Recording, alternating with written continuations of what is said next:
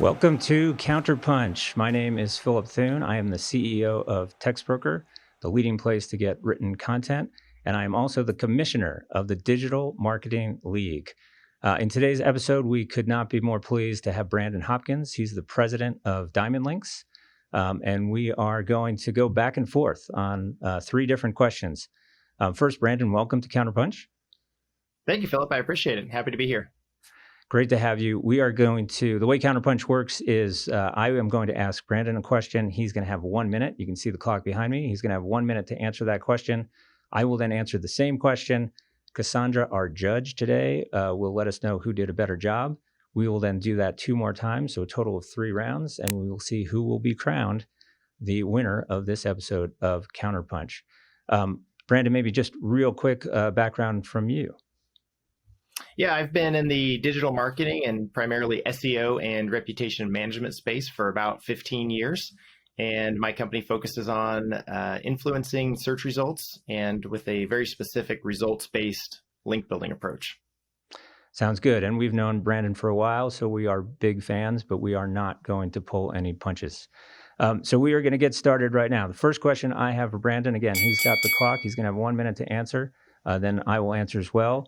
It's what's the biggest change, Brandon, would you say, in kind of the link building landscape over the last few years? I would say for me, there were a period of years, probably 15 years ago to maybe 18 years ago, that we ran 20, 30 servers with link building software, and we built millions of links a day.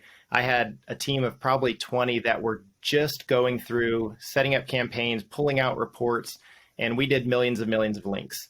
The goal was to kind of brute force Google's algorithm to do what we want. And now looking forward at the landscape, it's a lot more intuitive for us to try to work within Google's algorithm rather than just trying to force it into submission. So now we look at what is Google looking for? How can we influence that? And that kind of goes to our motto that great content placed on great sites leads to great results. So our focus is getting good links, but making sure they're contextually placed on good sites so that we can work within what Google's looking for. Okay. The crowd liked that answer. Yeah, so Cassandra's going to reset the clock back to 1 minute for me.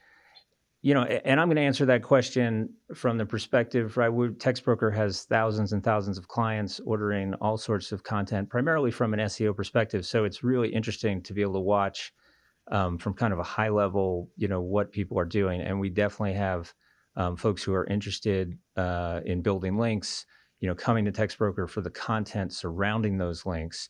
And that's been a major change. I'd say it's maybe more than just the last few years, but if you go back a while, I think our number one client, kind of pre-Penguin, the Google update Penguin, our number one client was ordering just lots of low quality, didn't really care if a human being ever read it, you know, spelling mistakes.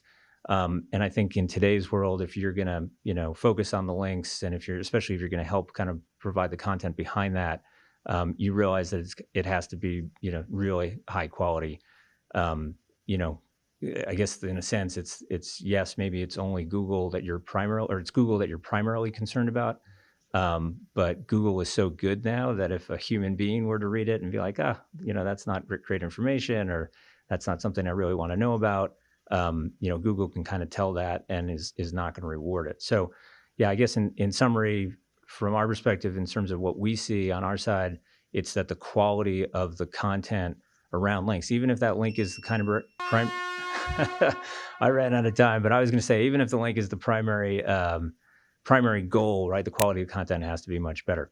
Okay, so I probably got penalized for going a little bit too long there, but Cassandra is going to tell me who won that round, and it is Brandon. All right, Brandon, better answer than me. Wow. I would agree with that. I think Cassandra's got that right there. So Brandon's in the lead. It's a little bit like boxing, so 10-point round, so 10-9. So Brandon's in the lead there. We will move to our second round. And in this round, Brandon's going to ask me the question. Go ahead. OpenAI has a GPT-3 AI model that is fairly good at developing content. What is the value of AI content from your perspective with Textbroker?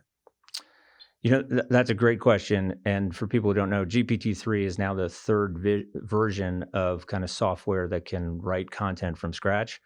And we've seen other versions of kind of automated content through the years. I think for the most part, it was more about kind of a spinning content or sort of doing a Mad Libs thing where a human being would write one article and then if you had good structured data, the machine could kind of, you know, sort of put things together. Works actually well for sports stories or stock market updates or weather, where you just, you know, have some sentences with blanks in them, and then the software fills in the blanks. I think what's interesting about GPT-3 is that is a different, um, totally different thing, in that the artificial intelligence software is kind of writing it from scratch. It's looking at all the content that's out there on the web and kind of pulling something together. I think it's good when it's shorter. And again, I've run over time, but just to finish, I think it's good when the content is shorter, or if it's kind of a series of Q&A. Um, I think it does have some drawbacks. It feels like you're going to need a human being, to the extent that it's not something you can just be comfortable pulling information from the web. So I went way over, but Brandon, yeah, thanks. Brandon, your turn. I think we've got the reset the clock here, and we'll get your view in terms of AI content and what it's good for, what it's bad for. Yeah, one of the things that I always do in my business is I love to test everything. So if I can test something, I can know what to expect. And if I know what to expect, I can try to gauge if there's value for link building and for actually influencing the search results. And I've tested AI content, and some of the drawbacks that I found were it will often pull in things that you don't want, like a company's phone number while it's creating content. So you have to have a human still kind of babysitting it, and you can't just put in a keyword and have it generate 1,000 words. You kind of have to walk through it. So I don't see it replacing human generated content, but I do think that it can expedite human generated content. You know, if you start to work within a framework of a workflow, I know these 10 copy points are what I want. Here's an outline, and I kind of work with the software. It can create quicker content, but very much still needs to be managed by a human. So maybe in the future that changes, but I think right now we're still human connected. Yeah, no, that makes sense.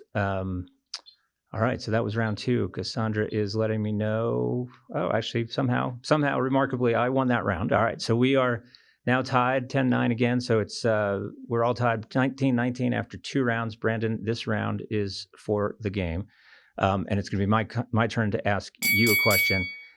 And I really like this question because we're on opposite sides of this. But you've heard that phrase, content is king. You've also, you're in this business, how important links are to letting people, helping people get ranked highly on Google. So if you had to kind of, pick a side or sort of pick a ratio of, importance of content versus the importance of links in terms of helping a site rank, where do you come out? Well, in probably about 2006, I wrote like a 3,000 word article about content is king. The bullet points are content is king, and if you build it, they will come, which is exactly what Google was telling us. Just write good content and people will come. Turns out that's not totally true, because there are millions of good content writers that write all kinds of good stuff that never are found, they're never cited, they're never given any kind of recognition. So what I believe now is that content is king, but also link building is king. And the merger there is contextually relevant content. So the full page needs to be about the link. The full page needs to have a topic, have contextual relevance, and then those links matter. And I think that's what Google's algorithm is looking for in link building and in content is there a thematic relevance? If I'm linking from a gardening site to a technology site, there's no relevance, but a technology site to a technology site, there's good relevance. Perfect. Yeah, no, and I think I agree. I think what you're saying is that they, on the link building side, right, it can't work without good content. And I was sort of addressing that in the first question. Yeah, no, and I agree with you. I love the fact that Google can tell you, hey, don't worry, we know what we're doing. If your site is working well, we'll reward you. And I know that drives me crazy. I know it drives a lot of our clients crazy. It used to be, I think, that link building clearly, if you were in a hurry, right, getting a lot of links would sort of get you sort of rising faster in the search results than really, really good content, even if it was kind of 3,000 words and covered all the topics. One of the things that we've seen is that Google seems to be recognizing good content quicker. So which is I think great, not great just for our clients, but I think just great in general, that if you produce something that's really good, Google seems to be able to recognize that and reward it faster. But yeah, I think even though we're coming at this at opposite sides, I think I would agree with you that the answers you have to have both. You don't have to have both, but certainly it is much more effective to have both. I think the link building is still important from everything I've read and seen. I don't see how that decreases in importance as times goes by. All right. So again, I've gone over.